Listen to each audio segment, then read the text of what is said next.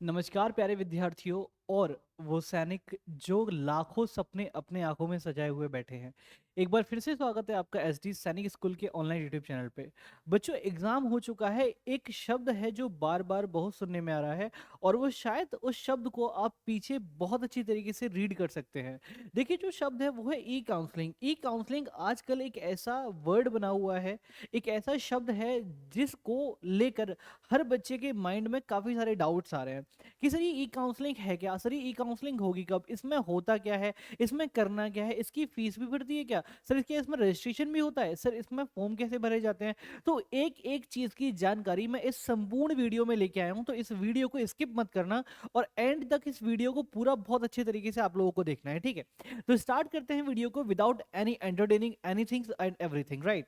तो यहाँ पे हम लोग बात करेंगे, देखिए, ऑल अबाउट ई काउंसलिंग के बारे में हमको जानना है जो सैनिक स्कूल में हमारा होने वाला है। मैं यहाँ पे लिख देता हूँ कि ऑल अबाउट क्या, all about E counselling, all about E counselling in Sainik School, ठीक है। मैं यहाँ पे लिखता हूँ जो सैनिक स्कूल में हमारी होती है, इन सैनिक स्कूल, जो हमारी सैनिक स्कूल में हमारी होने वाली है, ठीक है। अब आपको एक बहुत अच्छे से बात तो पता ही होगा, जब बच्चे मेरे यहाँ पे कनेक्टेड हैं तो सभी को एक बात तो यहाँ पे पता होगा बहुत अच्छे से। वो बात क्या है कि सर वो बात हमारी ये है कि आपको पता है कि जब हमने, एक तो हमारा क्या हुआ था कि हमने फॉर्म भरा, ठीक है।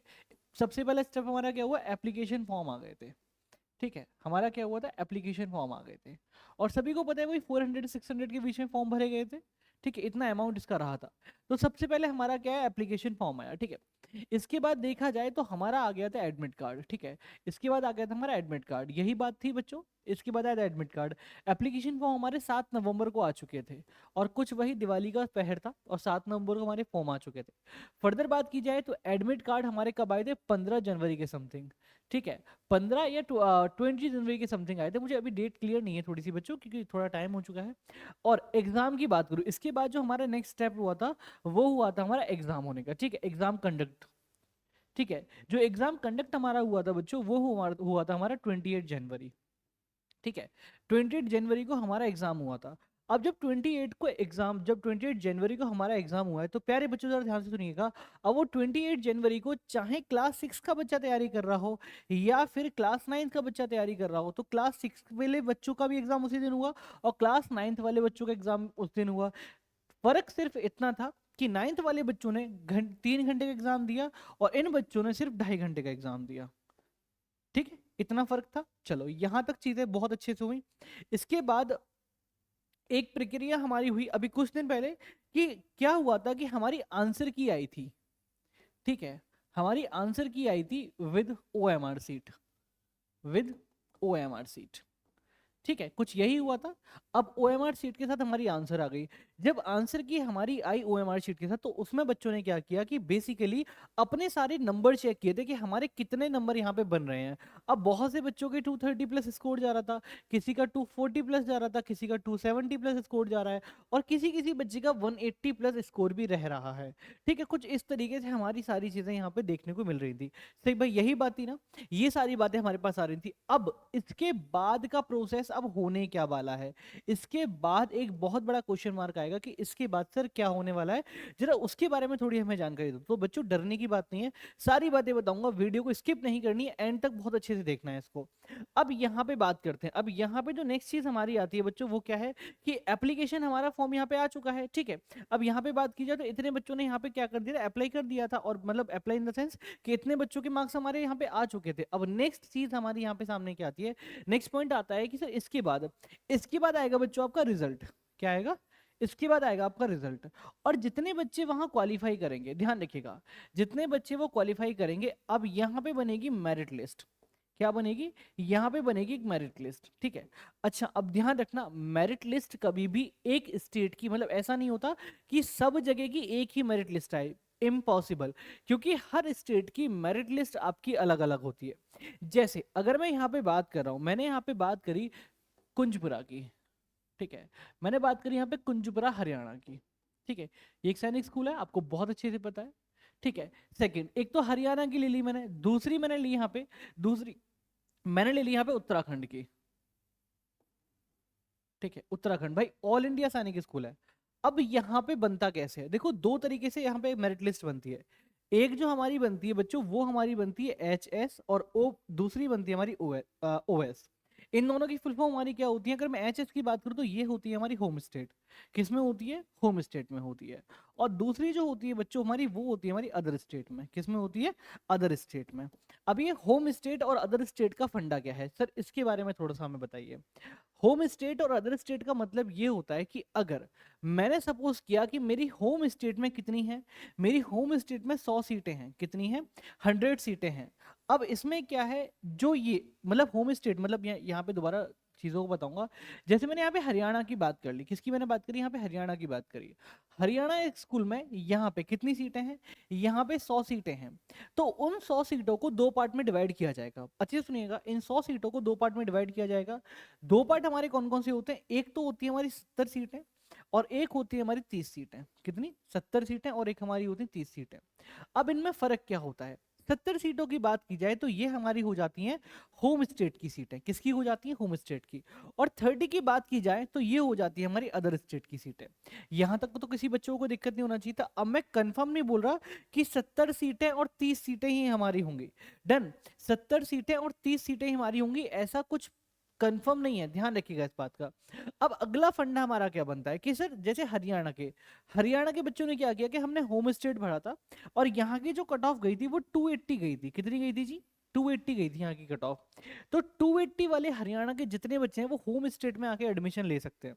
लेकिन उसी के बिहाफ पे जो दूसरा बच्चा हमारे पास होगा, उसने बोला कि सर मेरे 280 तो नहीं आए, मेरे 272 आए हैं। क्या है? 272 आए। ये जो मार्क्स हैं वो उत्तराखंड वाले के हैं। किसके हैं? उत्तराखंड वाले के हैं। किसके हैं भाई? उत्तराखंड वाले के मार्क्स हैं, ठीक है। और इसकी जो होम स्टेट में कट ऑफ गई है वो गई है 278।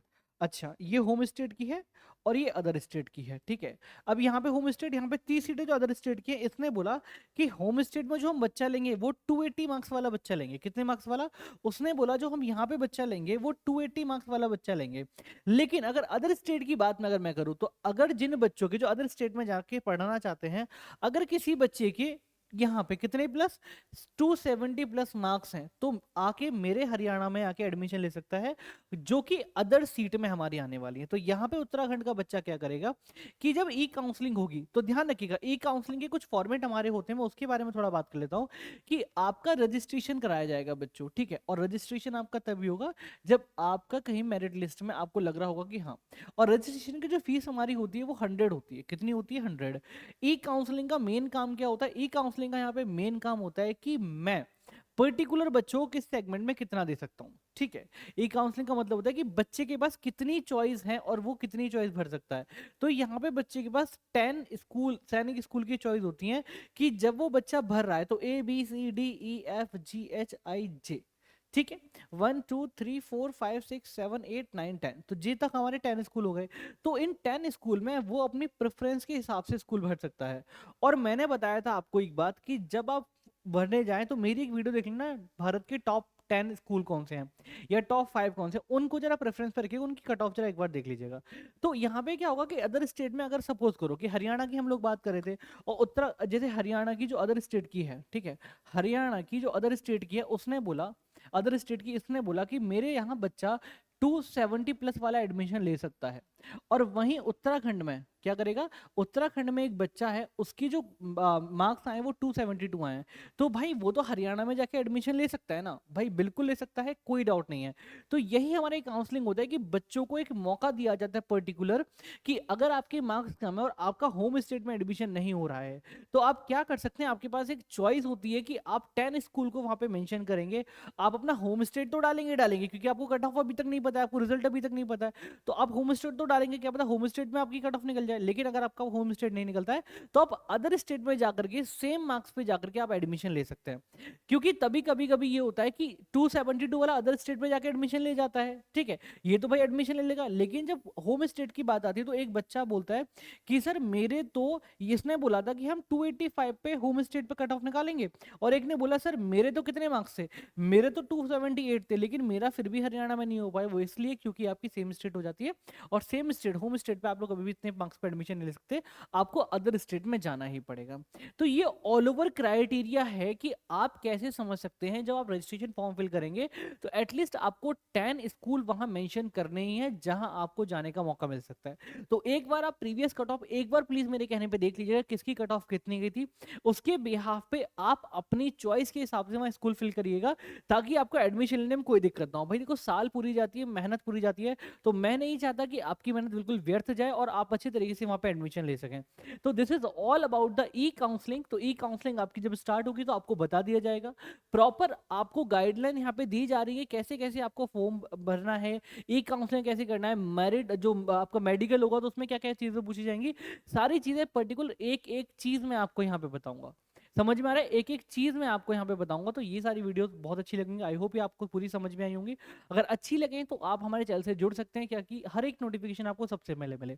तो आई होप ये काउंसलिंग का कंसेप्ट आपको समझ में आ गया होगा, आप कंफ्यूजन नहीं होना। 10 मिनट में ई काउंसलिंग देखनी है तो इस वीडियो फटाफट से चली आएगा, आपको पूरा फंडा समझ में आ जाएगा। और जब ई काउंसलिंग के फॉर्म भरे जाएंगे तब पूरी एसडी की टीम आपसे कनेक्ट होगी, लाइव आएगी और फिर बताएगी काउंसलिंग का फॉर्म में भरना कैसे है। तो आई होप ये वीडियो आपको अच्छी लगी, अगर अच्छी लगी तो इसे शेयर करो, सब्सक्राइब करो और चैनल पे बेल आइकन वाली बटन दबाना बिल्कुल ना भूलें, ताकि आपको कोई भी नोटिफिकेशन सबसे पहले आपके पास आ जाए। Thank you so much, have a good day ahead, bye bye, take care, अपना ख्याल रखें, जय हिंद जय भारत।